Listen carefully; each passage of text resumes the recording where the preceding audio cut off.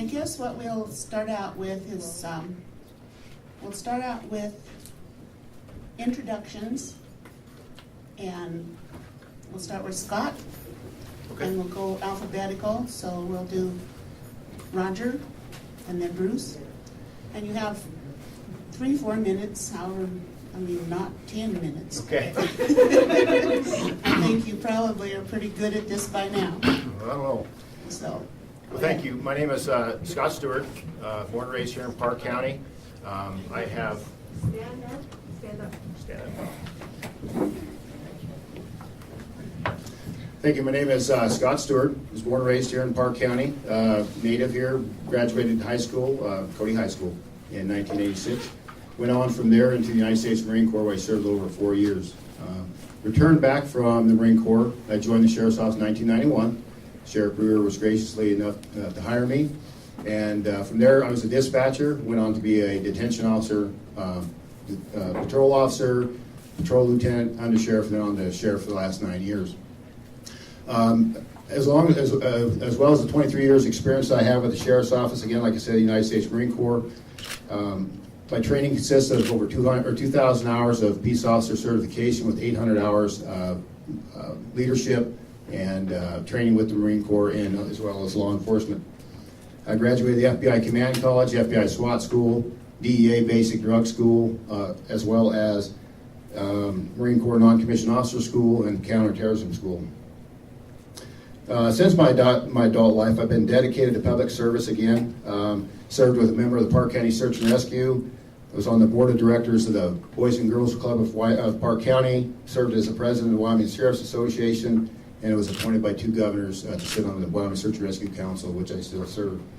I'm a lifetime member of the NRA, lifetime member of the Rocky Mountain Elk Foundation, lifetime member of the Wyoming Peace Officers Association, as well as members of the Wyoming Sheriff's Association, Western States, and National Sheriff's Association. Thank you.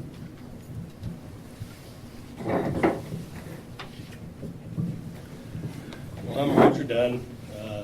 I've been living in the county here for 35 years. I hear you.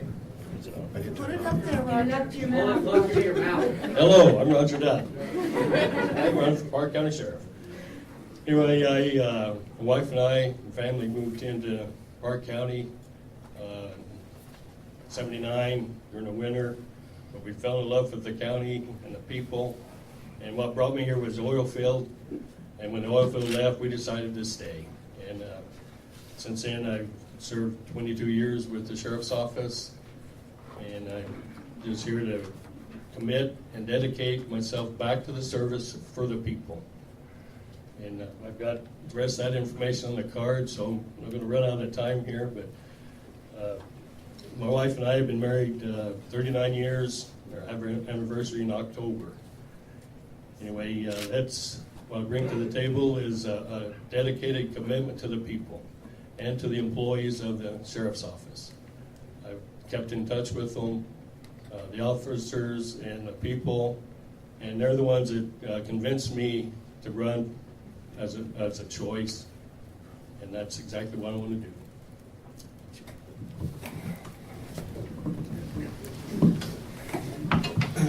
I want to thank everybody for coming tonight, and want to thank the people of Clark for making this available and for putting this on for us.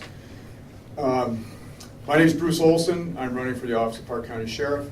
I have 36 years law enforcement experience. I was a supervisor for 14 years. I was jail administrator for a year and a half. I was assigned to Wyoming Division of Criminal Investigation for 2.5 years as a task force officer.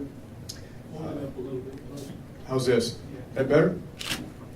And I'm a graduate of the FBI National Academy, which was a fantastic training opportunity for supervisors and administrators in the law enforcement community. I have a little over 2,000 hours of continuing education in law enforcement. I've been married for 33 years. My wife, Vicki, she's sitting back here. I have one of my sons is here, and 2 of my daughters, and 2 of my grandsons are here. I've lived in Powell for 37 years. I know a lot of the people out here in Clark. This is a great place. I love coming out here when I'm working. it's just such a great place. I've been a scoutmaster for over 30 years in POW, which I think is a real benefit because that way teaching kids, teaching young boys to become good citizens and to grow up to be good, fine young men, I think has been a real plus. It's been good for me as well as for the Scouts. Both my sons went through the troop. They're both Eagle Scouts, as well as I am too. I'm a member of the Rotary Club in POW. I was state director of the Wyoming Torch Run for Special Olympics. I was also on the board of directors for Special Olympics Wyoming. I'm a former board member for Crisis Intervention Services. I'm also a life member of Wyoming Peace Officers Association, a member of National Rifle Association. I think it's really important to have strong community ties and involvement, and that's what I do. The reason I decided to run for sheriff, this is a decision that I made a little over a year ago, was because I just saw the turnover that we were having, experienced in the department, and the low morale on the department, and I decided it was time to stand up and try to make a change. The people of Park County deserve the best law enforcement, the best service available, and that's what I want to provide. Thank you very much again for coming.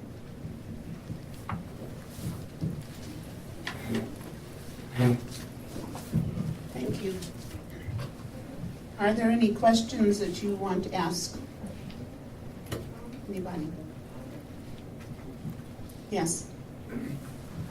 Apparently Bruce has answered why he thought he should run because of morale and turnover. Maybe Roger, what particular reasons do you see with the present administration that would cause you to want to run against Scott this year?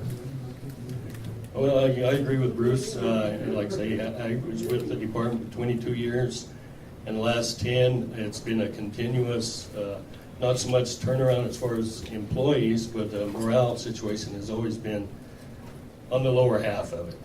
And I've talked to other officers, it hasn't changed. And when I did leave the department, then people were coming to me, especially some of the other officers, saying that we need to make a change, we need to make a difference in that. And that's what I bring to the table is I've been there, I lived it, and it's not good. It's law enforcement isn't what I expect, and what I would like for the people to understand. Are you getting what you expect from law enforcement? And like I say, that would be through community involvement, and officers being involved with the community, and that's basically what I'm very interested in doing, is changing that, making a difference. Scott, would you like to respond to Sure. this? Well, thank you. I mean, one of the reasons I'm running for sheriff is to continue on with what we've done. I think we've got a lot more to do, a lot more direction to keep with the times we're seeing. Morale is always an issue. It has been an issue in 23 years I've been there. It's been a lot, it's an issue in a lot of agencies. One of the things I do is when I was with the Sheriff's Association as president, we talk about all these issues, turnover, morale, all the things that we're seeing affecting us as a department or as an agency, law enforcement entities within the state. It's not unique to us. And when it comes to morale, what I found is I guess I would refer to them as employment terrorists. You have people within agencies, and it's always a small group of people that can bring an agency down. You try to deal with those folks, and we have. Some of the turnover has been because we've dealt with some of those folks. So while we continue to look at morale, the Sheriff's Association nationally and in Wyoming recognize the two major things for turnover is pay and is shift work. We've addressed both those recently, but people leave for many different reasons. And it's not always a bad thing when certain people do leave. We hate to lose those good employees, but occasionally you do. They move on for numerous reasons, whether it be what we see a lot of them is going to patrol positions. We don't have a large turnover in patrol with our agency, so a lot of times those people will go to other agencies because that's their goal is detention, which is our big turnover, is to be on patrol. Thanks. Are there any more comments? Bruce? Roger? on that subject? Yeah, I have a question. She has a question. Because I have talked to some of the deputies, and I know that pay is determined by the Park County Commissioners, so that becomes a challenge. And then also shift work. What do you individually, Scott expanded the shifts that the deputies work, which I think was important to our community, and I'm just curious what you see individually as continuing we don't necessarily have 24-hour coverage, but what the coverage will continue to be for the deputies under each of you, and then how you would consider changing morale or improving morale under the circumstances right now, as far as, because you can't just change pay just unilaterally. So what's your plan? Well, I'd be happy to address that. Morale is, when people get into law enforcement, you know there's going to be shift work. You know you're going to miss Christmases. You know you're going to miss birthdays. You know you're going to miss school programs. That goes with the job. It's just like when you join the fire department, you know you're going to fight fires. And that's the nature of the beast. And nobody ever went into law enforcement because of the pay. The commissioners just gave us a raise that I think we get on this Thursday is our next payday, and I understand we're getting a pretty significant raise for that. And that's really nice, and need to thank the commissioners for that. It's kind of long overdue, but it's still nice. But good pay is only going to improve morale for a short period of time. If you don't address the root problems, which I see, having worked here for so long, is a lack of communication and a lack of concern and care for the employees. If you don't care for the people that work with you and for you and alongside you, they're not going to be happy. And you can change shifts and you can change pay, but until you address those kind of problems, until you start giving them adequate training, give them more advanced training, and those sorts of things, then you're going to continue to see morale deteriorate. And communication is such a big thing. I think we need to sit down. When I'm the sheriff, I would address all my deputies collectively and then individually. I would address their training needs, and not only what they need, but what do they want. If you have deputies that are interested in narcotics investigation, well, then those are the kind of schools you want to send them to. And if you have somebody that's really interested in going out and knocking out drunks, then you need to get those people to those kinds of schools. And when you do that, they're going to be happier in their job, they're going to be serving the public better, and they're going to be happier employees, which in turn is going to improve the morale, and it's going to benefit all the people of Park County because they're happier people and they're going to be doing a better job.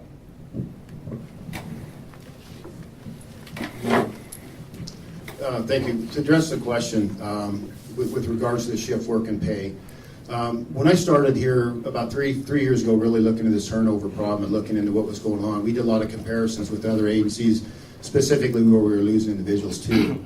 Bighorn County was a big place we were losing individuals to, but their pay was actually comparable to ours, but they were given unlimited overtime opportunities. So those people, we've seen some people leave there. So that's when we started this whole address the issue with the pay. I mean, it's tough as a government employee to sit up here and push for government raises, but we were really in a bad situation, and we have been. So I spent the last 3 years trying to educate the commissioners, bringing them on board, looking at pay raises, looking at comparable benefits with other agencies, and doing exit interviews when we lose people. When we were losing people, either myself or the jail administrator, we were doing exit interviews. Why are you leaving? Pay, shift. Young officers especially, Bruce says they come in and they understand shift work, but the spouses necessarily don't understand that. And when they're here for a year and a half, 2 years, that's when we started losing them. And some of these guys and gals were telling us we love our job, but my spouse isn't having it. So that's what we did with the pay. We went on the route and we brought them up near where we were losing people, not comparable. We're still not comparable with where we're losing people. When it comes to the shifts and what we do as far as patrol time, Since I've been sheriff, we went from 18 hours a day patrol on our, deputies on patrol to 22 hours. We're not 12 or 24 hours by any means, but what we found is that's such a minimal time and was worth the extra, hardness on the deputies to do that 24-hour. And what we found is in that window, from 4 to 6, where we didn't have anybody on, we had very, very few call-outs. We really did. We had most of our call-outs before 4 o'clock or from 6 o'clock on. So while I know the public sometimes would like that 24-hour coverage, we just don't have the manpower to implement that. By implementing what we did with the 22 hours, it was a cost of less than $1,000 to the county a year. And we did that by creative management of our people, shift work, as well as reallocation of manpower. We moved people around, shifted them into different divisions in order to cover that. And as far as morale goes, again, there's numerous issues with morale. And as Bruce said, training is big. We gave the option to our officers years ago, start applying for the training you want. We've sent people to advanced investigation schools. We've sent them to advanced narcotic type recognition classes, unlimited officer survival schools. Caliber Press is a big one. We brought in in-house training, which furthered our dollar. So we've been addressing those issues quite heavily, and it's going to take time to continue. And what we did is, with the shifts, we went to the 12-hour or 10-hour patrol on the patrol side, because that's what the majority of people wanted, 410s. We looked at it, we studied it, it will work, we did it. So what we recently did with detention is had a very intense questionnaire. What do you want? What are the issues? And undoubtedly, 95% of them want to go to these 12-hour shifts. So we're giving it a shot. They think that'll work better for the family, more time off. We looked at it. Is it going to cost us more overtime? No. I visited with sheriffs around the state. All of them said they would never go back, especially on the detention side. So we did a lot of study into it to make sure we were going to do the right thing for the county as well as the employees and their families. I'm not going to ask you to repeat your question, but I do believe part of that with deputies, usage and coverage, as sheriff, I look into the efficiency of it, and if we do need a 24-hour, work it out where we do have a 24-hour. But like I say, in this large community, large county, that's a lot of space. And like Scott mentioned, after 2, 3, 4 in the morning, 2 to 3 probably be busy because the bars are closing. But after that, the only people we're seeing out there were ourselves. Yeah. So my question was more, would you continue the 22-hour versus going back to I a situation where it, deputies go off at like 10 at night? Efficiency-wise, if they're out there, we were on call before, and like say if we had to respond to Clark, we may be on duty at 2 or 3 o'clock in the morning on the other side of Franny, or in Franny. But if we're going to come, back here, would be just as quick to bring out an officer, an on-call officer, and get out there. I mean, that's what we've been looking at for years, is the efficiency of it. What was the other parts of your question? That's basically. Yeah, And how would you improve morale? Morale, both these guys said, it's been a pay scale, pay salary. And if I didn't have to hold the mic, I'll dance here and try to keep talking to you. But when I started with the department, we were the elite people. Everyone wanted to join the sheriff's office, especially those that were in that. I was in the jail for 4 years, finally got promoted into patrol division. And from there, I was 17 years on patrol. And I was dedicated and committed, and I loved my job, and I came out to Clark quite a bit. But let me get back to the scale here. We got, our pay was here. And Powell PD, Cody PD were down here. They were wanting to jump ship, come to the sheriff's office, because it was an elite force, and everybody wanted to be there. But they had this step and grade kind of thing, so steadily every year.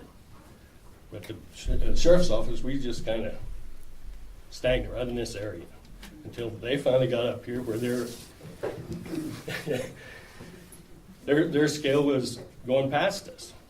But they continue getting, so now I'm not exactly sure, but there's like $9, $10 an hour difference.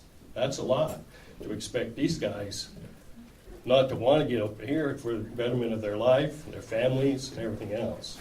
So that's a big issue, is to get that back where it's top of the line again, so that the officers and the employees are wanting to stay there. And like I say, once you get to the pay's not everything. Like Bruce mentioned, you don't get into law enforcement to get paid. But it helps. And that's what keeps your family together. It's what keeps the family in Park County. And as far as, well, I've been doing some research on the pay scale and the budget. And some of that budget area, we've been given a budget for salaries, and some of that's been turned back, hasn't been spent. And I'd like to know why, if we could have used that spent to keep those officers.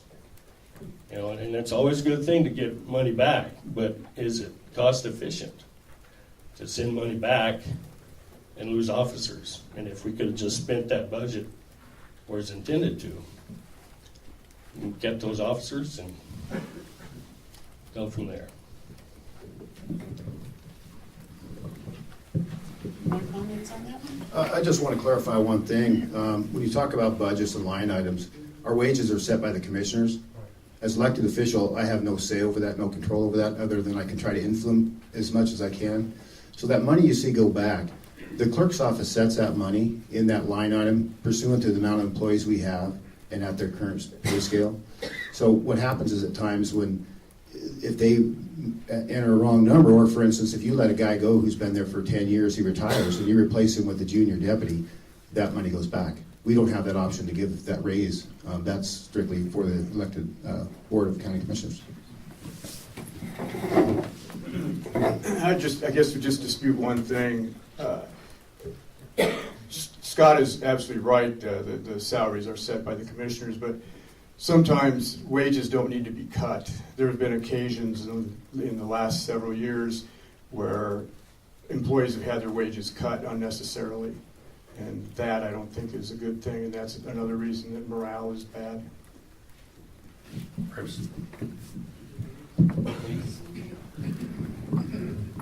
We're talking about morale from the officers, and it's the pay raise for the sheriff has gone up every year. The officers haven't, so that's some of the morale issue. You know, what are they getting from their leadership? You know, it's when you're looking from the outside in as the officers, you know, what's their worth? Can't we at least get the same, like I said, in that scale? We stayed here for quite a while and watched these other agencies go past. But the sheriff has got, and that's a state statute kind of thing. But to me, the leader of the department should do everything he can. You know, change that line item, whatever it takes to get those officers their salaries and wages. Question. The county commissioner, I realize they set your wage. Well, who did the cutting? Don't they have to have a say-so when somebody's wage is cut? They're the ones that did the cut. Oh, We they're have the no ones control that over did that. the cut. Okay. Yeah. Okay. Wayne? Increasingly overreaching federal government scenario, where do you guys draw the line?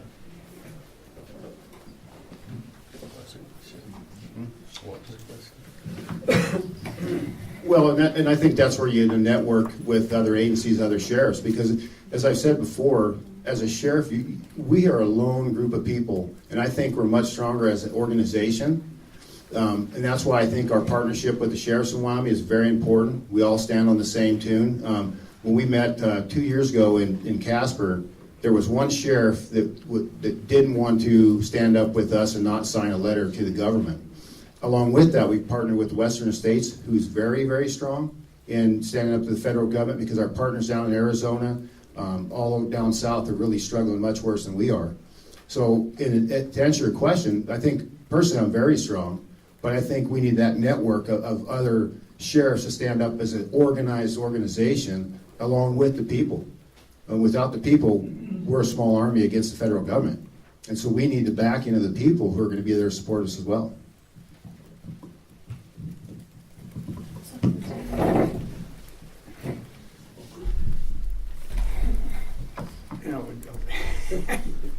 I think as the chief law enforcement officer of the county, I think you have to draw a line in the sand, and if anybody, regardless of who it is, comes in and wants to trample on the constitutional rights of the citizens of Park County, the sheriff has to be willing to stand up and defend those rights.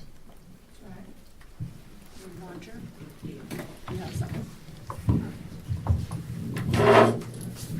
I agree with Bruce. Like I say, the head authority in law enforcement is the sheriff, and he's working for the people. And when the federal government or anybody else comes in, you trample on your rights or whatever, they have to have the permission from the sheriff. They can't come in and intimidate you and show up and force issues on you. You just tell them pound sand, get the sheriff first. That's who's supposed to represent the people. Carl? That all sounds well and good. But if you look at the federal government, we've got a Department of Justice. Or I should say Department of Injustice. Does he stand up and for the people? The problem is not with Sheriff Stewart or either one of you gentlemen. And if either one of you gentlemen are elected to that position, you're going to run into the same problem that he has. It's the county commissioners. They hold the purse strings, they hold all the power. And I'll bet you there isn't a person in this room that realizes that, you know, our county commissioners are part-time. They draw a pension. They draw a Blue Cross Blue Shield insurance benefits. They're actually violating their subsection under the Constitution. So think what you're dealing with, you know, and as far as the sheriff goes, my question would be to the two gentlemen that are running for that position, what has he done wrong? Why do you want to seek the job? Morale sounds good. Overtime sounds good. What about the real nuts and bolts of the issue? What has the guy done wrong that you can correct? That's what I want to know. We've kind of touched on it, but do you have any more to say on that? Yeah, I believe I have touched on it. I think I've gone fairly in depth on it. I think we need a sheriff that is full-time, that's here all the time. I don't mean 24/7 necessarily, but I think when incidents happen in the county, the sheriff needs to be there and address those things. Give me an example, please. Okay, an example would be 2 years ago when that little girl got kidnapped and assaulted in Cody. That happened on a Monday night. The little girl was recovered on Monday night. On Tuesday morning, the suspect was still at large, and the sheriff went hunting.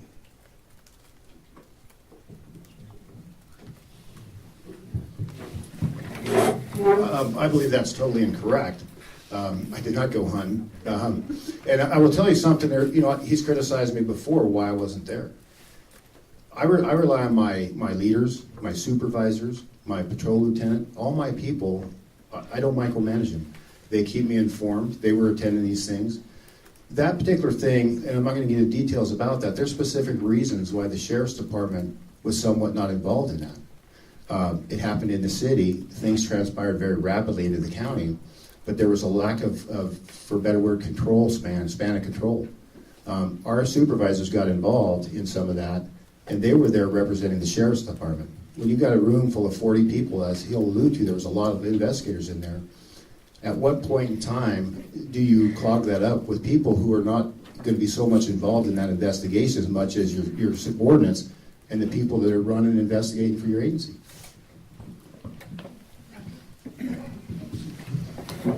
Well, I'm agreeable with both that, but what you've got, instead of just a sheriff, you have a team that has been put together, and that's who's doing the majority of it all.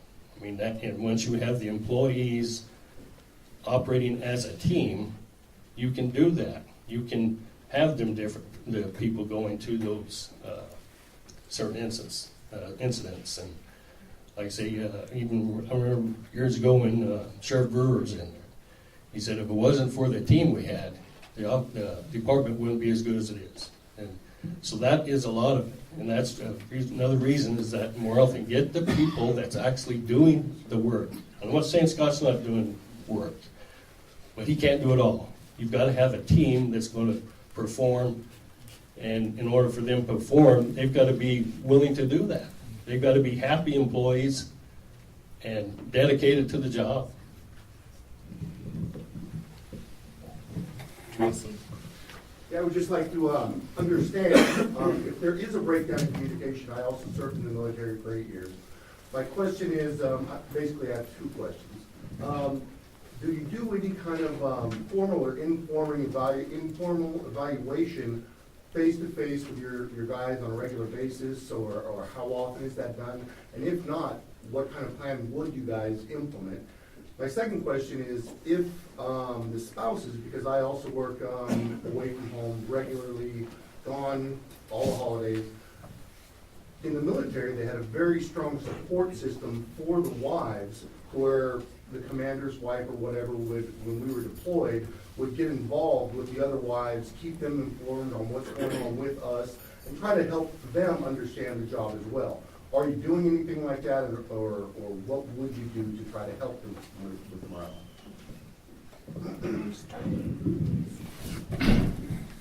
Well, to address first about the spousal support, one thing I would like to see done, I know the Highway Patrol has done it in the past, I don't know if they still do it, but when they're going through a hiring process and they have a candidate who's close to being hired, he's gone through the whole process, a supervisor will go and meet with the potential hire along with his wife, and they'll sit down and explain to him about shift work and working holidays and the pay and everything else, so they have a pretty good understanding. I think that's a good idea, and especially if you can cut the hiring process down where you're not having to do it all the time like we're having to do now.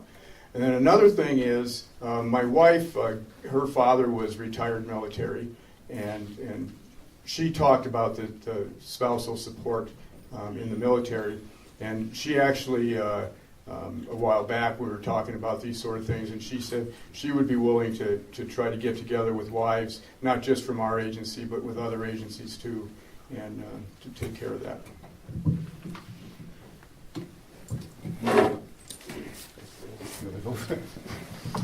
Thanks. To answer your first question with the performance appraisals, some of that, when I first took over sheriff, it wasn't being done. It was done previous under Sheriff Brewer for a period of time, and it kind of faded away. When I took over, after about a couple of years, we started looking into that. I went to the county attorney because when he heard about it, he had some questions and concerns about those. Obviously, when you get that employee that continually gets performance evaluations are good, because as supervisors, sometimes we don't want to go out and hurt anybody's feelings. We don't want to give them the bad appraisal. So you can have that employee that you don't want to hurt his feelings for a long time, and then when all of a sudden you need to do something with it, that can come back and bite you. So what we did is I talked to the county attorney and said, if you're going to do them, you need to do them, and you need to abide by them, and you have to be accurate and honest. And if it means hurting somebody's feelings, you got to hurt their feelings, because you don't want to give that person that perfect evaluation every time and then not go out and when he's not actually doing that job. Because what you also find is morale, again, becomes an issue, because you got the guy that's busting his tail or the gal that's busting her tail, and the other guy's getting the same the satisfactory appraisal. So we recently implemented in detention, because it's more of a squad concept. We have those squads back there, so where that supervisor can evaluate those people and continually. And that is going to go in with our 12-hour shifts. That'll be that squad concept where we can have them appraisals. It's a lot tougher on patrol when you have supervisors scattered out, and that direct supervision is just not there. And be totally honest with that spousal support. I know what you're coming from on that, being former military, and I'll be honest with you, never have thought about that. I'll be all right up front with you. We've never thought about that because we're not deploying like what you're talking about. But it could be a valuable tool, absolutely. It is, it goes back to, like I said, the morale issues with officers, and if you don't keep mama happy, you're not going to be happy at your job. I mean, it comes down to where the family's involved. You just have to do that, and it's the same thing with the community leaders, and the sheriff would be a community leader, and address those issues, know your people, so that, if there is a problem, whether you have to go to an evaluation, you should know your people by then, whether they're going to hurt their feelings or whatever, visit with them, get to know them, know their families. There's some, there was one training where it's a 3-day training, and 2 days are for the officer, and the third day is for the family. So, you know, the training and the opportunity for family involvement is there. It just needs to be utilized more. You had a question? Yeah, just a point of clarification for Roger. You mentioned that the pay scale differential between Cody PD and the sheriff's office was $9 to $10 an hour. Yes, that's what I've heard. That's like $22,000 to $25,000 a year. Yes, it is. Can you substantiate that, or is that It's just something what you've I've heard. I haven't been with the department for over 2 years. Okay. And just what I've seen and heard from other officers. Well, in fact, use Bruce for an instance. He's been there 30-some years, and the new guy coming on board, he's $1 less. Where's the reasoning there? You know, when you're a dedicated officer and you're dedicated to your job, you need to be compensated for that so you can continue to do that. So, I have somebody wondering what you guys are going to tell the feds if they come in and try to take over, and whose side you're going to be on.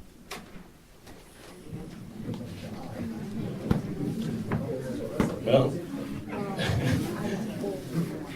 like I mentioned earlier, the people put the sheriff in that position, and he needs to take care of the people first.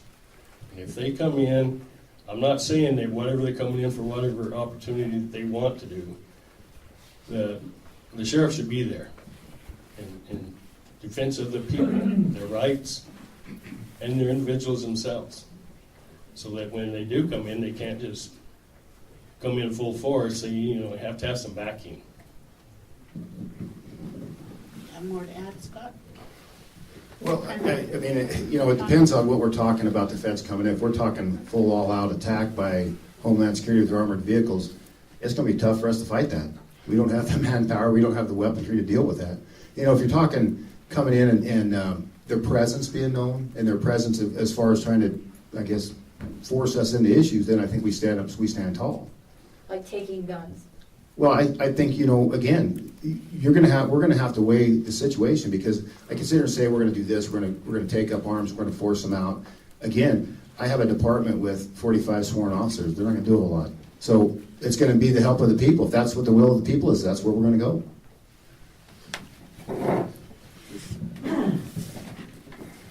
I'm glad you clarified that, because I wasn't real sure until you said, like, when they come in and try to take the guns.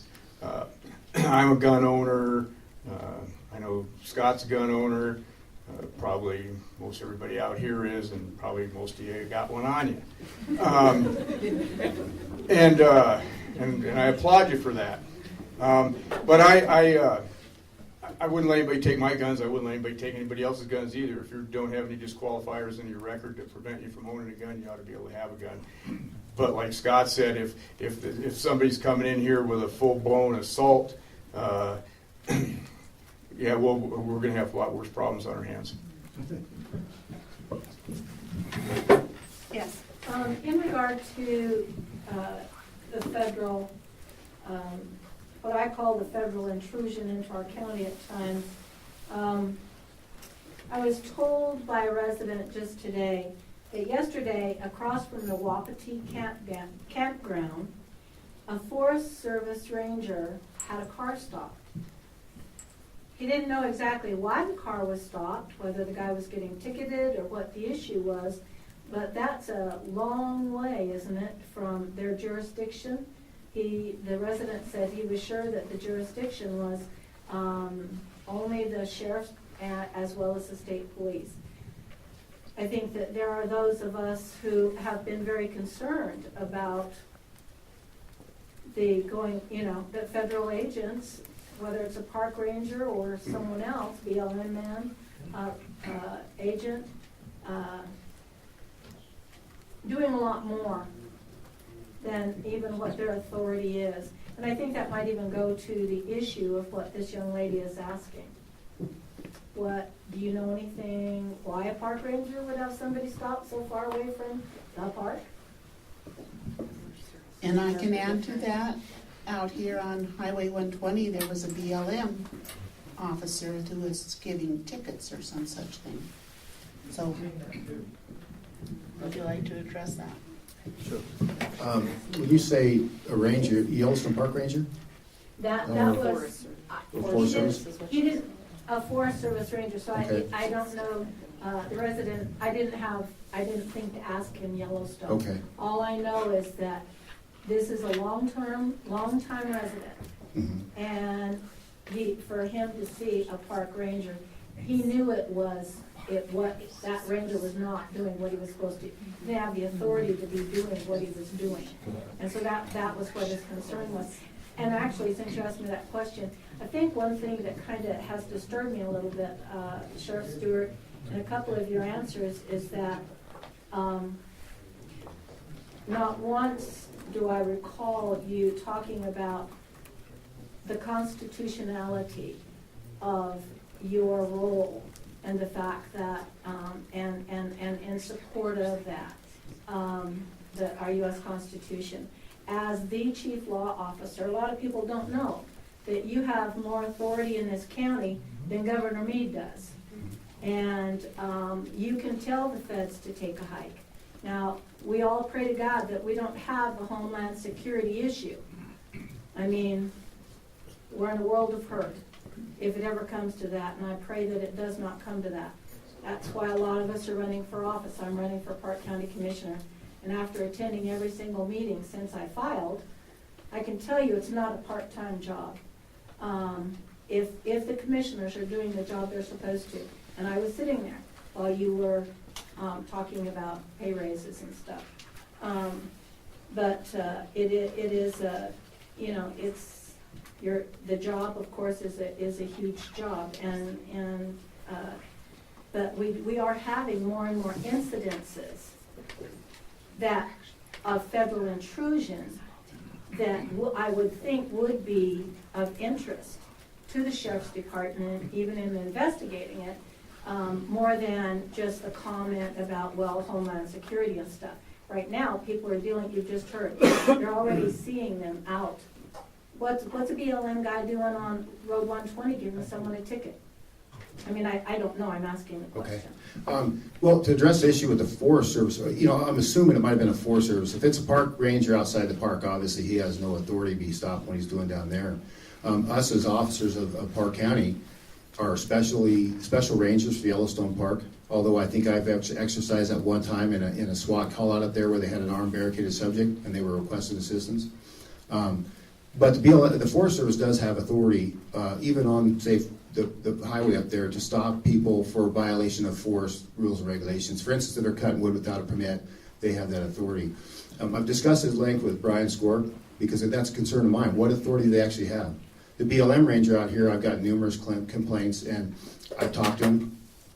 Every time he's assured me that he stopped them for an issue, even though they're on 120, they're traversing through that BLM, and if they come off the BLM, onto that, they have some authority that traverses. What I'm trying to do is get Brian Score to clarify that for me. I mean, he's our legal rep. He's the one that does it.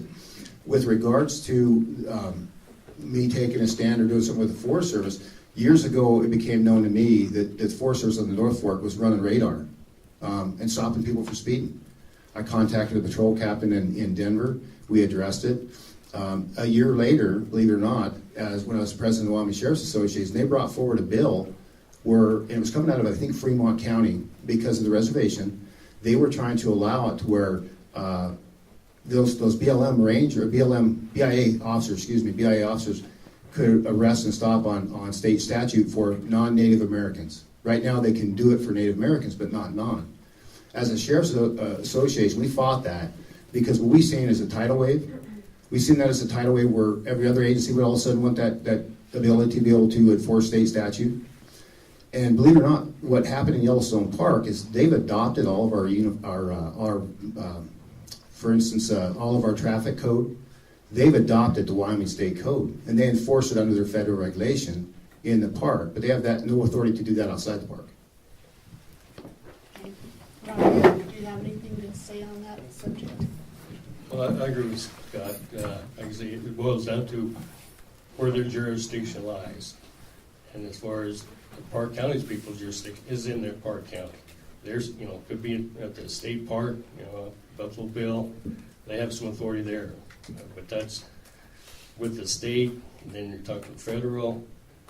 It still needs to be answered to the sheriff. Bruce? I really don't have much to add to that. It is, it's like they said, it's a jurisdictional issue. And Scott said he's trying to get clarification through the county attorney.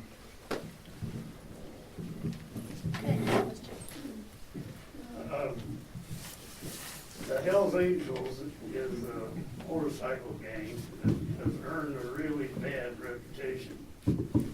And our merchants have decided that it's a good thing to invite them to our community. And I would like to know what the sheriffs are going to do to protect our community.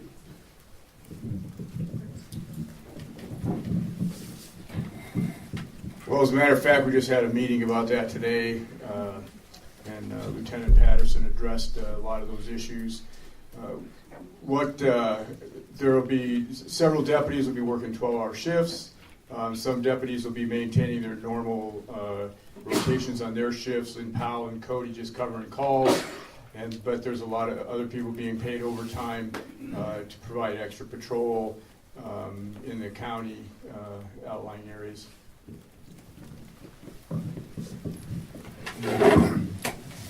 Well, I guess I'd like to clarify. I would hope that the community or the businesses did invite them. When they left last time, they told us we're coming back. We like Cody. This is their third time here. I really don't think the businesses really invited them. I think it's their. The one comment was made to me. I had a meeting on the phone with two of them the other day as a liaison to try to iron out and get a line of communications open should things take off. They love it in Cody. I mean, they love but their big thing is it's closest to Sturgis. They're headed there next week, so that's their big attraction is Yellowstone and all that. And, we're going to be prepared. It's not going to be anything like before with the 200 and some odd officers. We learned a lot, and we're talking about a third of the size of what we had before. So we're going to scale up a little bit. We're going to be running 12-hour shifts, two-man cars during that late evening period. We're going to still maintain our protection and coverage in the other areas of Park County. And yeah, we asked the commissioners for a budget of about $6,000 for overtime, just in case. But with what we've done with our budgets in moving manpower, I don't think we'll come near that. Well, I agree with Scott. Like I say, it's not so much an invitation from the businesses, but what the businesses were expecting was the Hells Angels coming in and spending money. Well, they brought in their own stuff. They brought in their own food, their own beer and stuff, brought in their own semis full of stuff. So as far as spreading profit to the business, I don't think it got there. I'm sure it got some, but not a whole lot. But at the last time the Hells Angels, I was stationed up in Sunlight with another officer. That was good duty. We had two groups come through. They were out of Canada, and they were pretty laid back. They were pretty decent. But then when they got on down to Cody, then that's where there's more people, more of the Hells Angels together. But I think they did a good job last time, and I'm sure the sheriff's office is ready for it again this year.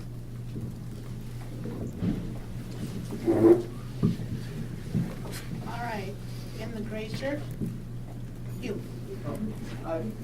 Two questions. First one, do you have any cross-deputization with any of these federal land management people?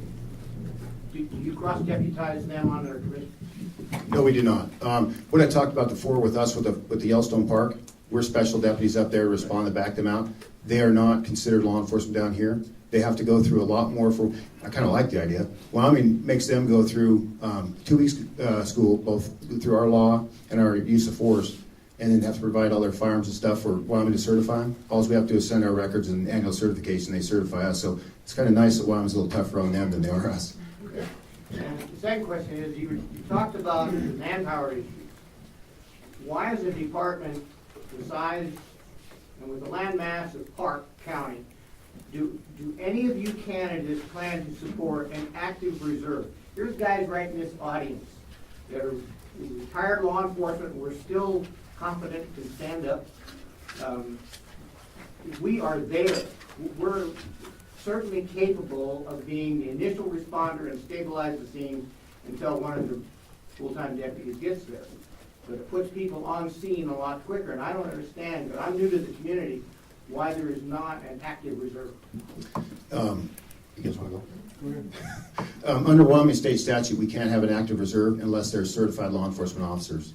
Post, I just run into this with Post here last week, because what we've done is the airport up in Cody there, the FAA was going to shut down all flights in there unless those airport security had arrest powers.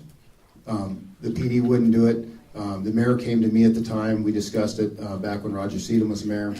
And what we found is under Wyoming law, we can special deputize people for specific events and for specific duties. So to come out and say that we, have an active reserve, what we can do, and we've discussed this, is organize a special deputy posse, if you will. I wouldn't call it a posse because it really isn't in the statute. But under the special deputy statute, we can authorize non-sworn officers to enforce specific state statutes in specific incidents.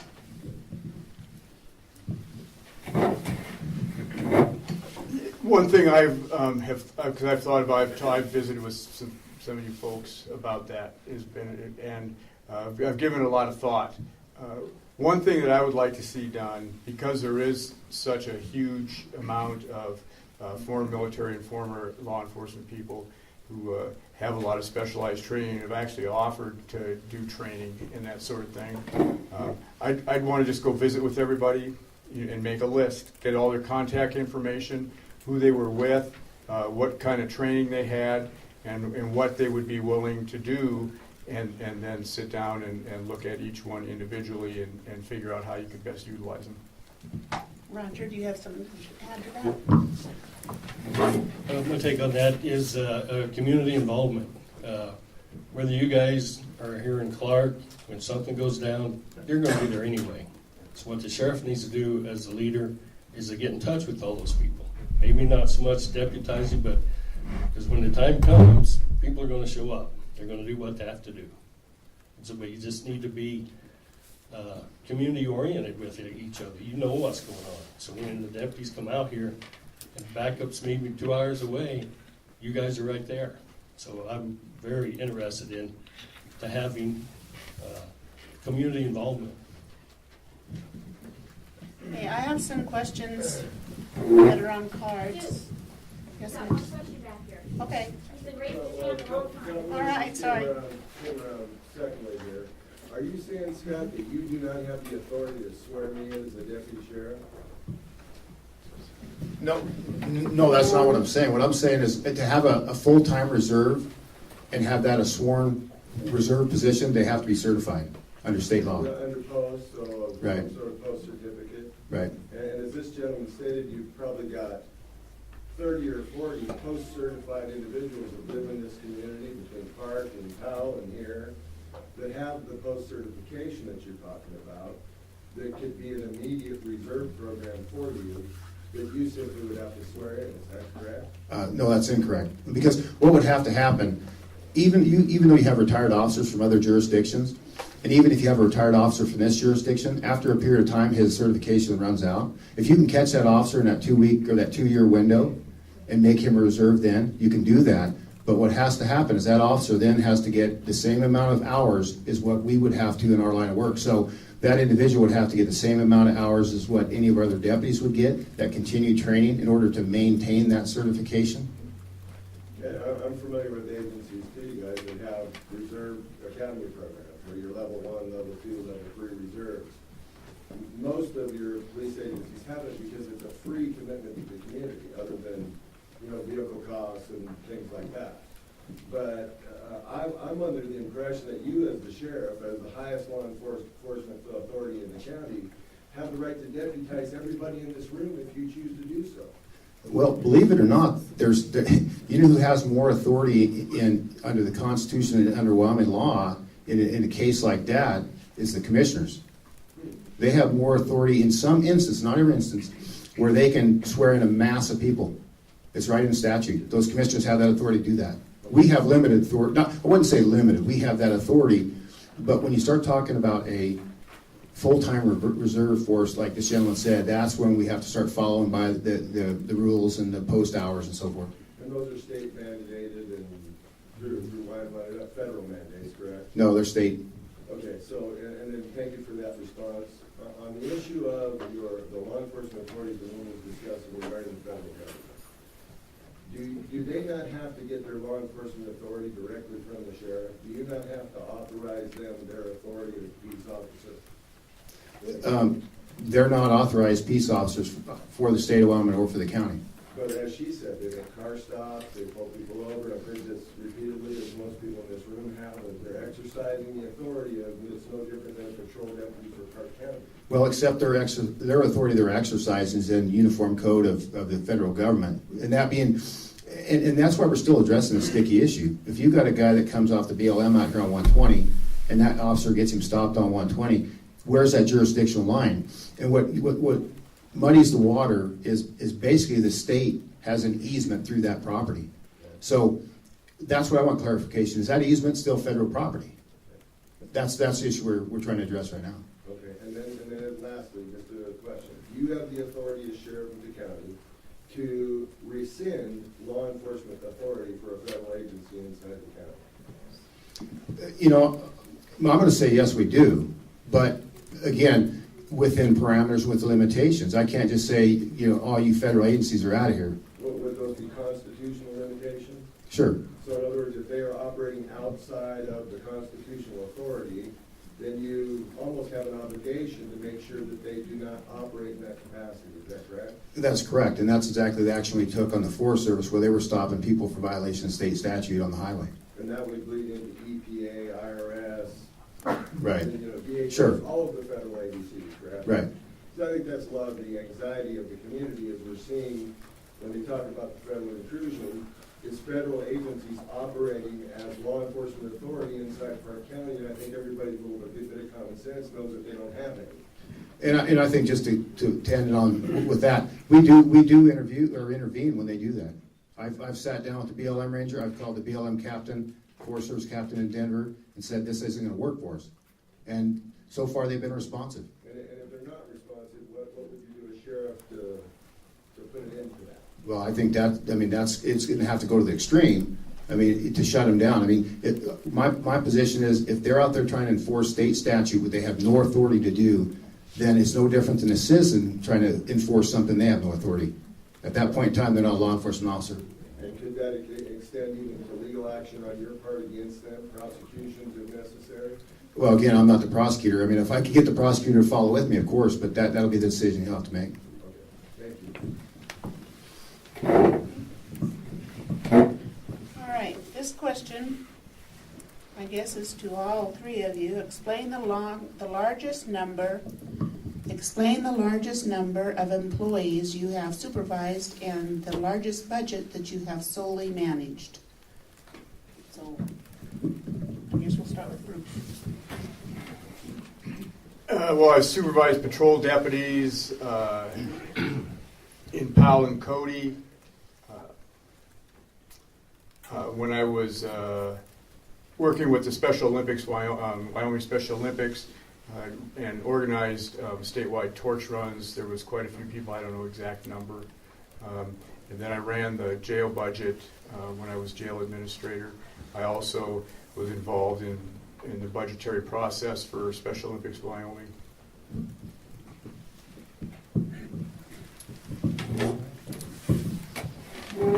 Thanks. You know, the biggest agency I've ever managed is the Park County Sheriff's Office. Nearly a little over 60 employees, 3 different divisions. You know, we have the detention division, dispatch division, patrol division, stationed throughout the county, as you well know. And then obviously the budget of the Sheriff's Office. Since I took over, it's hovered about the same within that for the entire budget, Sheriff's Department detention, which detention is under the sheriff, is anywhere from about 4.9 to 5.2 million right in there.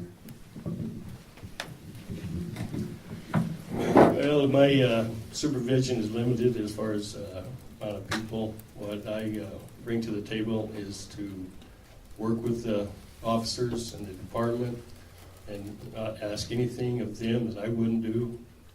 And I did have the opportunity for the last several years to run the security at Cody Stampede. That's 12 to 15 officers usually for a week-long period. I've been involved with Special Olympics and all that stuff, but I'm just bringing a dedicated commitment to the people and to the department and do whatever it takes. Okay, go ahead and keep that. You can answer this one first. If elected sheriff, how long do you intend to serve, and what are your plans to ensure there are well-trained and qualified leaders to carry the sheriff's office forward after you leave? Well, like I say, I've been out of the department for 2 years, and due to the response from the people that I need to get back in there, and that's exactly what I do. I come to the department dedicated to be a full-time sheriff, working with the officers. And like I say, it's a community, it's a Park County department. And so you just can't leave it go. You have to make sure people are there in those positions to continue serving the people.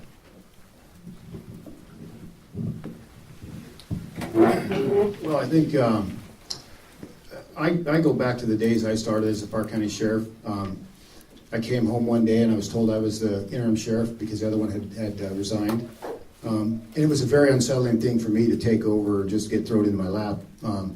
We had a lot of things going on at the time. So after we got settled in and got things back to, I guess, normal or back operational and stuff, I went back to my military experience. You got to have people trained at all times to take over for you. So what we started doing is we started sending, first of all, our lieutenants to this FBI Command College. It's intense for them, learn supervision, learn different liability issues. And then what we did is we started the Sergeant's Academy. Well, excuse me, we didn't start it. There's a very organized, very well group respected around the country that we started sending all of our people to Sergeant's Academy. But what we did is rather than send them around the country, we brought them in and we opened it up to other agencies to offset the cost. We were getting 2 to 3 of our sergeants in at a time. So I think what it is an ongoing, I guess, initiative that you have to continue to train those people to take over in case you're not there. And getting to the question of how long what do I plan on staying, as long as I'm passionate about the job and as long as the voters will have me in there. But I can tell you this, that when it's done, you'll have a well-trained team to take over your department. Well, as far as how long I'd stay in, it would, I guess you have to drive off that bridge when you come to it. First I gotta get elected. Then I'll worry about how long I'm gonna stay there. Is developing the good leaders is really important. I would encourage, like I said a bit earlier, I was a graduate of the FBI National Academy. It's an outstanding program for leadership training. I would encourage people in the department to go to that, upper level management supervisors in particular.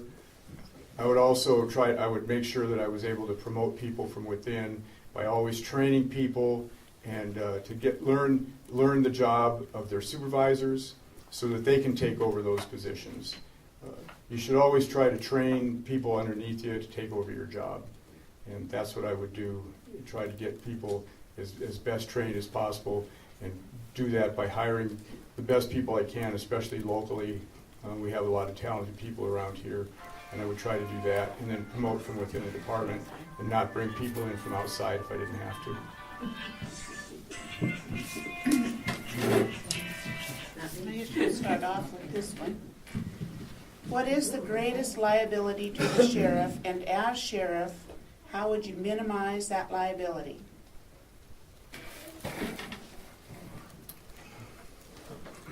Probably, I guess, the greatest liability I can think of right offhand would be use of force issues, having an officer violate someone's rights that's going to give you liability issues. And I think the best way to limit your liability is by giving good training and ongoing training all the time so that they have a good, clear understanding of what everybody's rights are.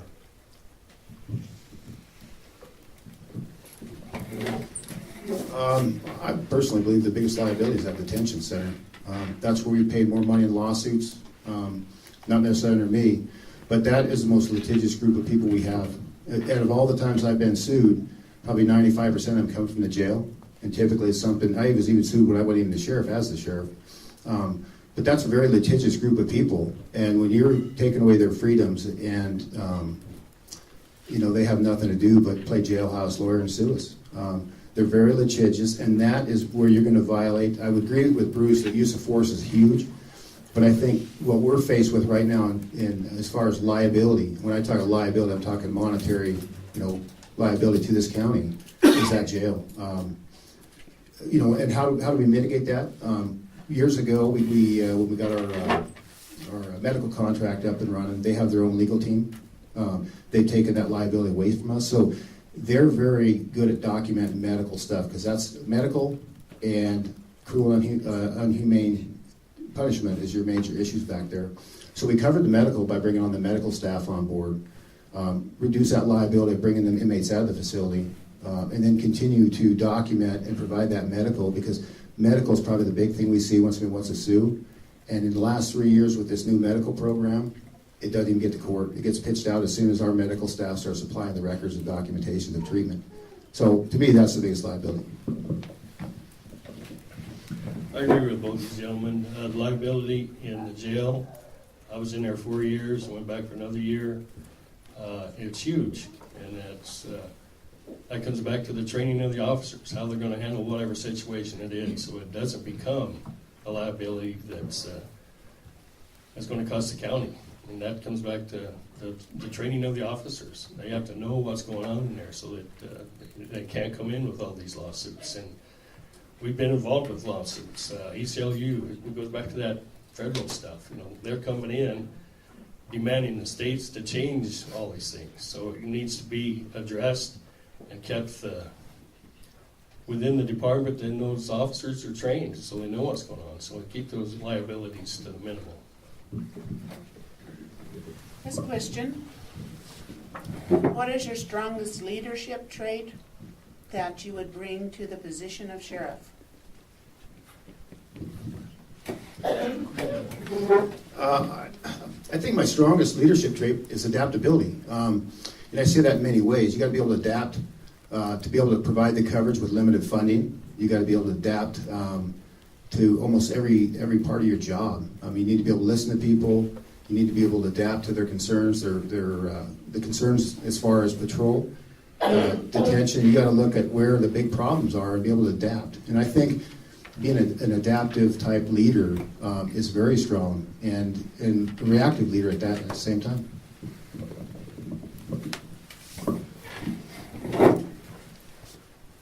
I think my greatest leadership quality would be as in service.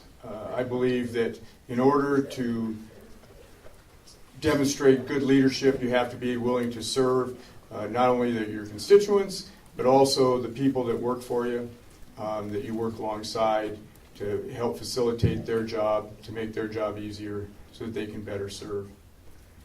And you have to lead by example. You have to have integrity and honesty, and you have to demonstrate that both not while you're working, but while you're not working.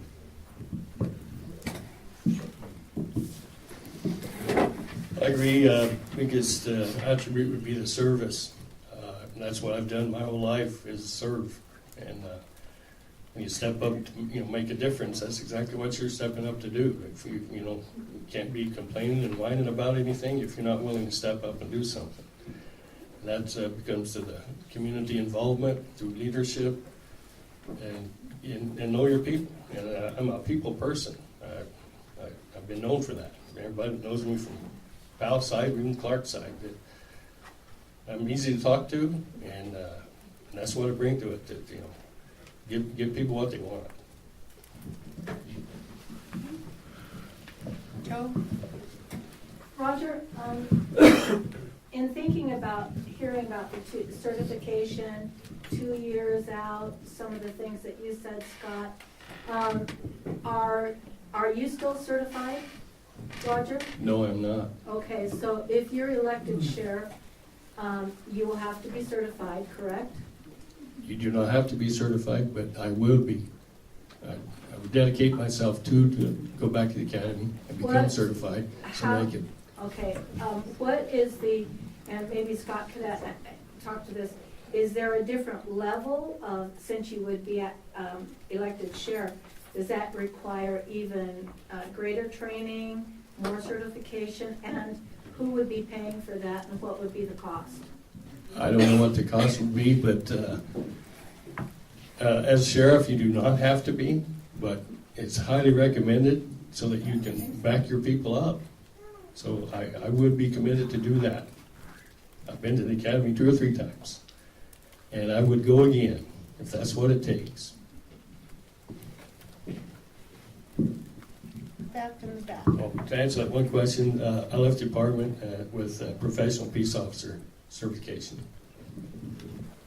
I'd like to get down to the nuts and bolts part a little bit about, well, this is the end of the first day of unofficial Hells Angels Week, but I don't think we're have to worry about it in Clark, unless they get blitzed at the Edelweiss and make a wrong turn. Speaking of gangs, do we have any gang activity in this area? We all know we have drug activity. What about the gangs? Is there a possibility, or is there any suspected gang activity in this area of any kind? If so, we're watching them, what are we doing? Well, like I said, I've been away from the department 2 years, and as far as actual gangs, there was one down in Grable that was trying to get started. They were called the Bulldogs, come out of Fresno, California. And they tried to get a stronghold, but it just never happened.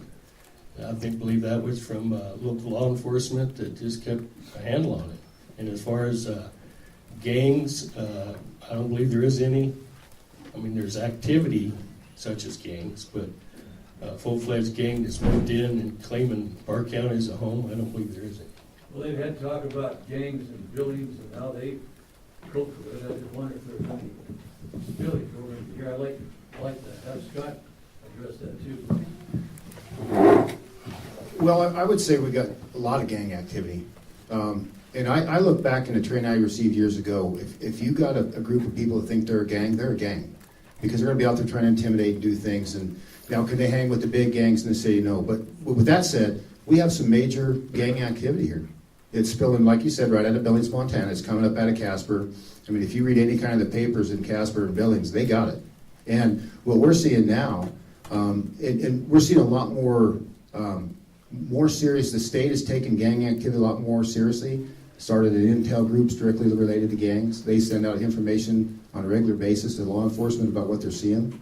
As Roger alluded to, the Fresno Bulldogs were getting kind of established. There's still some in the area. Are they as organized as big city gang? No. But we have some, at this day and age in Park County, we have some major players. Do they live here all the time? No, but they're in and out of here quite frequently.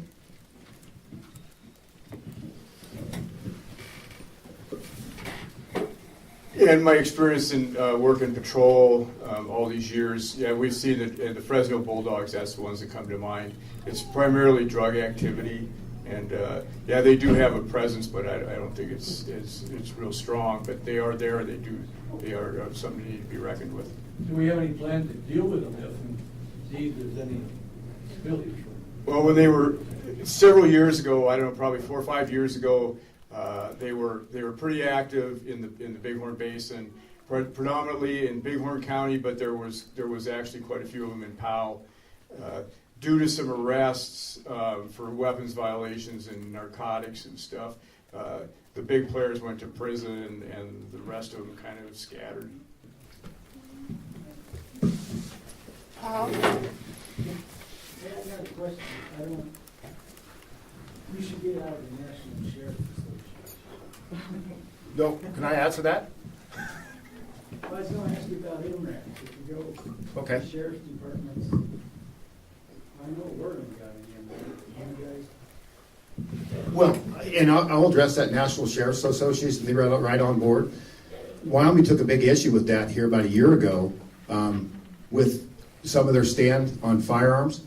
And what we're seeing is these big East Coast department sheriff's offices that have got a lot of pull, and even on the West Coast, they were trying to start pushing a lot of weight with Gun Control Act in the United States. And as Western State Sheriff's Association in Wyoming, we took a major stand to where we were going to seriously pull out of that organization. I know I was. They backed off a little bit, but we're watching. The jury's out. The eyes are on them. And as far as the MRAP, no. Eric Prince is a friend of mine. He used to own Blackwater. He offered us one for free of charge about the same time Orland got theirs. In fact, it's brand new chassis and motor. We said keep it. So that answer your question? All right. The next question. How would you address the issue of turnover in the detention center, I suppose? Who's first? You got the mic. Roger? The turnover in detention, like I say, last year when I was employed with the department, was at the detention center. And just talking to officers, and it's a touchy situation when you're employed by the sheriff's department, and to be able to voice your concerns without feeling repercussions. And like I say, it's a major issue, not only for the detention officers, but for the patrol officers. And in my opinion, if you do not have a happy officer that's dedicated to do the job, he's not going to do the job. But if you treat the employee with some respect and know what they're up to, off the duty, on duty, their family life, everything, they're committed to that job, and in order for to reduce the retaining the officers, you've got to work with them on that, and whatever it takes. All right, this is a question about search and rescue. Park County has had great support for search and rescue, which is the sheriff's responsibility. We have had professional leadership and resources to train and equipment. How do you see the future? Go ahead, Scott. Well, I think the future I see is right on track what we're doing. We've got a great bunch of professionals in that organization. They're very dedicated. They train a lot. I've never seen a more dedicated group of volunteers. They take that job seriously. I've had the pleasure of being on search and rescue in the early 90s when I got on the department. And to see what we've grown to, even from back then to now, with our training, and we bring in a lot of training for these guys. It's well attended, almost 100% attended when we bring in these big trainings for them. And I can tell you this, sitting on the Wyoming Search and Rescue Council, the organization we have here is probably one of the top in the state, hands down. I mean, and I'm not bragging our people because they really are. Our guys get called a lot for resources across the state. I mean, they're very highly respected professionals. They get called to all counties all over the country, or all over the state. So I think that for me, it's 100% support because these guys do it for no money. They train, a lot of them, almost every week. Every Tuesday or every Thursday they're training. And for what? Just to be able to help somebody if they need that help. So I support them with everything I have. I've been very aggressive with that support and will continue that. Bruce, do you have anything to add? No, I would just say that, yeah, Park County Search and Rescue, they have a very good reputation. They provide a really good service. The sheriff is mandated to maintain a search and rescue unit, and I can't see where it would be counterproductive to try to change it in any way. They're doing a good job. Okay, Roger? I agree. Search and rescue is definitely needed in Park County due to the mountains and such where people go up there. We have trained professional volunteers that will actually get up there and make a difference for them. What I would like to see is more involvement like down in Meeteetse and Powell, so that when there is a need, a little quicker response. The Powell Search and Rescue is little to none now, and I'm not sure what Meeteetse has, but it's a big county, and we need to get a response quick. We're almost finished with these questions. You guys have been very good. Do you believe it's important to stay in touch with the people you serve, and how do you plan to do that? Not only is it important, it's critical to stay in touch with the people you serve. Within the first 100 days, I'd have town hall meetings in Clark, Batteatsy, Cody, and Powell to have visits just like this, answer your questions, let you know what the vision, what the mission of the Park County Sheriff's Department is, listen to your issues. People in Clark have issues that are different than the people in Batteatsy. Some of the issues are the same everywhere, but depending on where you live in the county, you have different issues, and I think it's absolutely critical to listen to the people, and that's what I would do on a regular basis. Okay, Roger, you do that next. I totally agree, like my card there, all about community involvement and for the people. You have to be involved. It's your county, it's your people. And that's exactly what needs to be done, is community involvement through community leadership. I'm a substitute driver at the Powell Senior Center, and it's a missing resource there. And then people get there, and a community leader will show up and expect to talk to them. Well, they have lunch, they leave. And that's not what they want. They want to, voice their opinions. They need to get it out there and speak to the community leaders. Well, echo what they say, it's very important. One of the toughest things I had when I took over as sheriff is every single service organization or organization wants a piece of you. They want you to come to their organizations. They want you to be involved. And it is very tough. You get into a spot where I run ragged that first couple of years because you have to start taking what is passionate to you and where you think you can do the most reach. I've never turned down really an event. I actually try to get out there, do Rotary, do Sir Optimus, do different events. I think it's very important that you get out there and make yourself accessible. And I feel there's other ways to reach out and touch those people too, which we're doing with some of our social media and having officers go out there. I'm not always the officer that's the best one to go out and teach on, say, cybercrime. So we get those individuals to go out there and do it. It's important as a community leader to do that, but it's also important to not burden yourself down and be able to do all the other duties you have, but fulfill those needs to get that information out to the community. All right. Okay, dispatchers are a very important part of your department. How would you improve the training of dispatchers so that they're more familiar with the roads and area of Park County, so they'd be better able to help fire and medical personnel locate the incidents they are dispatched to? Go ahead. Well, dispatch is a lifeline of our officers and you as the citizens. That was my very first job with the Sheriff's Department as a dispatcher. It's also probably the most unappreciated job in an agency. Those people, they're taking that screaming call of a child in danger. Officers run to the scene, medical runs to the scene, and nobody ever goes back to check on those dispatchers. So I learned that from a very, very hard route, that they're the most unappreciated people.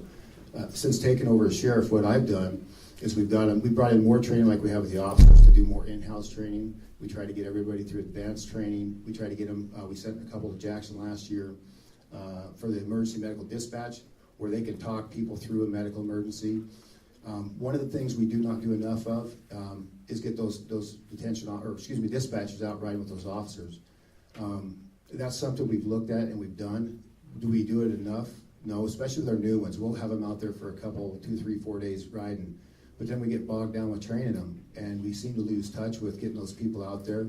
In this community, Park County is growing like you guys know. I mean, there's a new road name popping up every day, and even our patrol guys at times have to call in the dispatch and say, give us directions to this new road that we haven't even heard of. So to answer the question, you have to continue to train those officers just like we do detention or patrol, and you can't weaken on it.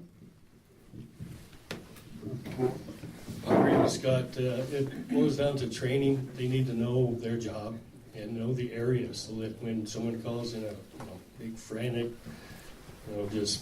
and they can't exactly say where they're at, but the dispatchers should have enough training to get the pertinent information so they can make a response and get officers headed that way or whatever emergency needs to be there.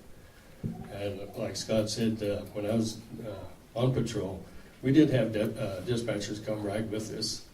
Like say they'd come over from Cody side, come out to the Powell side, and they had no clue where some of those roads were. And so when they got out there, and that's part of the training, get out there and understand that, so that the officers in the Powell area can explain to them kind of the gridiron pattern of the roads. It's unlike Cody, where their roads go over which way. Powell's kind of a mile by mile blockway kind of thing. And, they didn't understand that till they actually come out and see it. So I believe a lot of that for the dispatchers will be the training.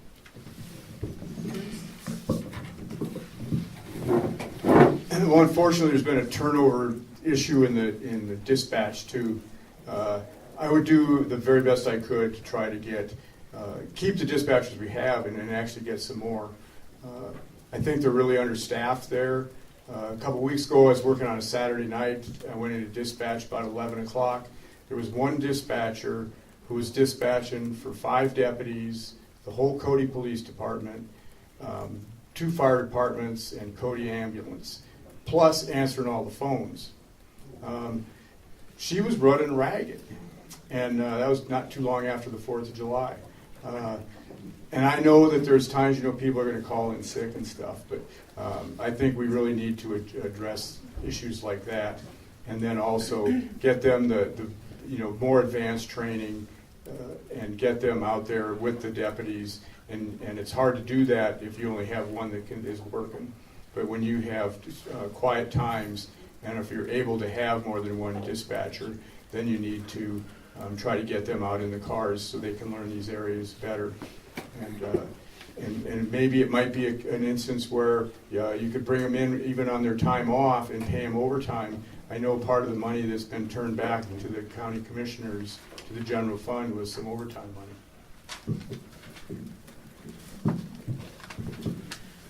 All right, this question is Clark specific.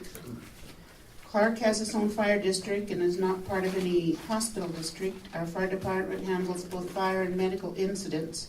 Since our telephone service upgrade, the people in our area reach Cody Dispatch when they call for help. If it's a medical emergency, Powell Ambulance is dispatched without our department being dispatched first. Most of the time, Powell Ambulance has to request that Clark be paged. This situation is not in the best interest of our community and those who pass through it. What will you do if elected to solve this problem?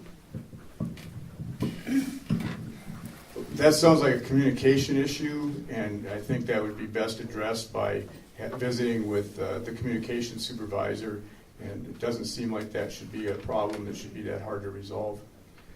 So I agree, you have trained personnel right here in Clark, why not get them going first?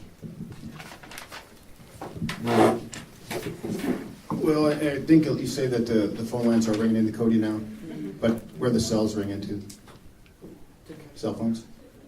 Say, well, if anybody calls, they call 911, or if they call our own old emergency number, it goes to Cody Dispatch. Right. One of the issues we run into, we run this recently, Powell Hospital wanted me to try to dispatch for them. They wanted us to take over their dispatch services.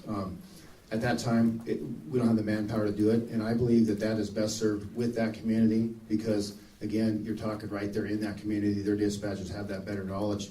But what happens in a lot of these cell phones, they'll ring into a different tower. So a lot of cell phones necessarily might not ring into our tower or our dispatch center. So for instance, if it's a cell call, it rings into Powell Dispatch Center, which does happen quite oftenly.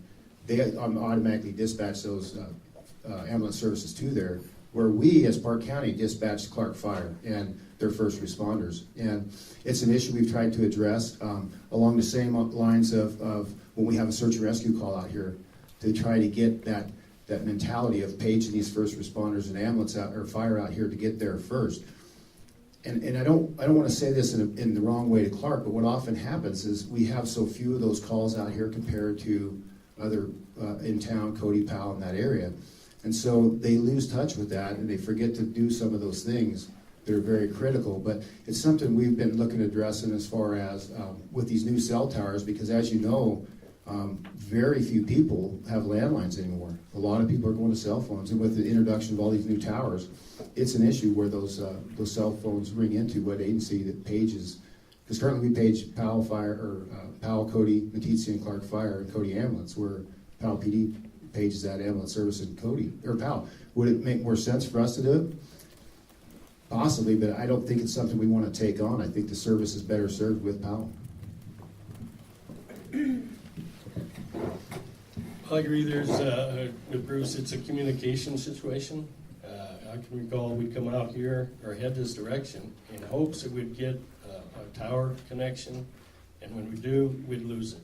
And so a lot of it has been updated and upgraded now so that the towers are actually working, but like Scott said, they're getting busy again. I mean, they're just filling up with all these calls. And as far as addressing one call prior to another, they should just have a protocol. Is, you know, just contact everyone that needs to be called. Start with whoever the dispatcher's there and says, okay, we get an ambulance headed your way. And as soon as he's got that going, contact search and rescue or emergency personnel in Clark. Just where's necessary, just go down the line, get it there. Because every time I've gone to an accident or something, they don't mind going. You can always turn them away, but you can't get there and say, oh yeah, by the way, call these people. Get everybody started, because that's what they're there for, is a service. Get them there, they can go home happy that they didn't have to do anything. But at least get them all started, get them there. Because like I said, it's a big county. By the time you get there, it's okay to turn them back on. They're happier than you believe to go home and not have to do the service. Okay, closing statements now, and then you guys are all done. You have a lot of questions. Go ahead, you start.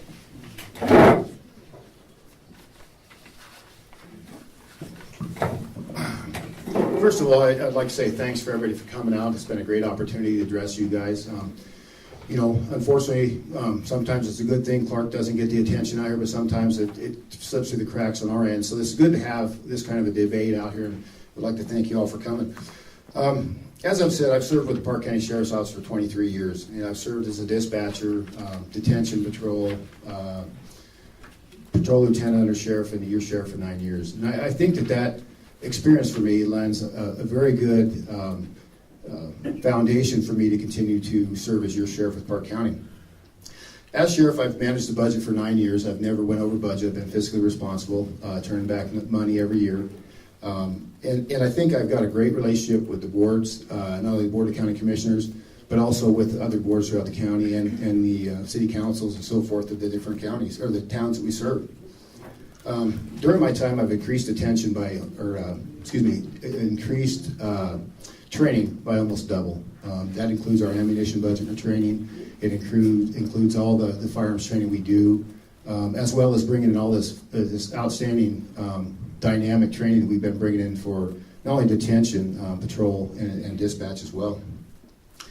I think we continue to work well with other agencies. We're getting cases solved. We're working problems.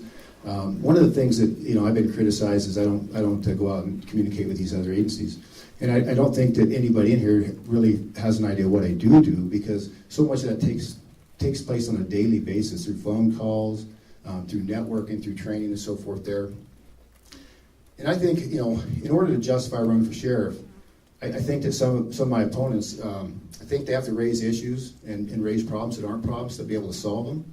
I think that we don't have the other problems that some people want to portray. Yeah, we have a training issue, or not training, but we have a retention issue, but we've been addressing that. I've been networking for years. We've been working on solving this, and I think everything we've done has been solving these issues. But I think simply just making a promise of what you're going to do without having that experience to do it and know what you're getting into, I think is an issue. As we know, change is not always a good thing. Look at our federal government. Is change always a good thing? Not always. It's been claimed by an opponent that they're going to restore honor and integrity in the sheriff's office. I don't really mind if we raise issues on training, on retention, on other issues which I don't feel are issues. But But I think to say that the sheriff's office has lost honor and integrity is a slap in the face to all of our professional women, men serving today, and they've expressed that to me. With that said, how can you run an agency if you're telling the officers in that agency they don't have any honor and integrity? In short, I'd like to say, I have the experience. I've had the proven leadership, the track record as your sheriff to continue to lead this. And I do believe I have served you in an honorable, integrity, and courageous manner. When I say courageous, that's many different ways. That's being able to stand up to right and wrong. That's able to stand up to what you think is right. And it always isn't the political thing that's right. I've done a lot of things that were against the political correct to get things I needed or get things my men needed. And I think that I look at myself as not a politician. I look at myself as a sheriff and as a law enforcement professional. And sometimes I have to put the political side of the right and wrong and do what is right and allow you folks to determine if I'm worthy as your sheriff. And I thank you for your time. Roger? Well, the reason I came back to the opportunity to serve people again was just that people asked me to come there because they wanted a difference. They wanted to change. They're not happy, and I'm talking about the officers. Like I mentioned earlier, you're in a tough spot when you're still employed and you want to stay that way. And but I know there's some morale problems, and as far as integrity and honesty, those officers have that. What they need is a more of a community leadership, where that they can do their job the way they're supposed to do their job. They're avoiding each other, and I've heard that from them. And there's no way, and I'm sure I'm speaking for Bruce too, that we're claiming that those officers do not have any honor and integrity. What my plan as sheriff would be to resolve the morale issues. So you get some good officers, you keep those officers. And then, like I say, but protecting the rights of people. Things have changed. The federal government's trying to get hold of everything, but there's still other situations and involvement with the community that everyone's concerned with. And we've got people coming from outside Park County, and great, we're getting more people here. I mean, that's going to happen, but we need to be able to maintain what this community's for. That's what everyone's staying in Park County for. It's to evaluate and resolve the internal employee situations. I mean, that's the issues that's going on. Not so much the issues of what the sheriff's office is doing. It's just the issues of retaining those people and getting more, and I believe in community involvement, so that people have a say-so, so they can come to meetings like this and express their concerns and have some leadership to take those concerns and work with the people. Anyway, that's my stand. Is I want to improve community involvement and like I say, treat the employees better, so if they're staying, the employee stays, their family's going to stay. And of course, I want everyone to express or exercise their American privilege to vote. And without making a vote, you get the I don't care attitude. You've got to get a care and compassion for what you want for yourselves and for the community. So I can say the deciding factor is up to the people. It's up to you guys on the vote. If there's a change that needs to be done, it's going to have to be done through you guys, through the community and through the people in their vote. If you want to change, for the next 4 years, you'll get a change. Or you can sit back and see another 8 years.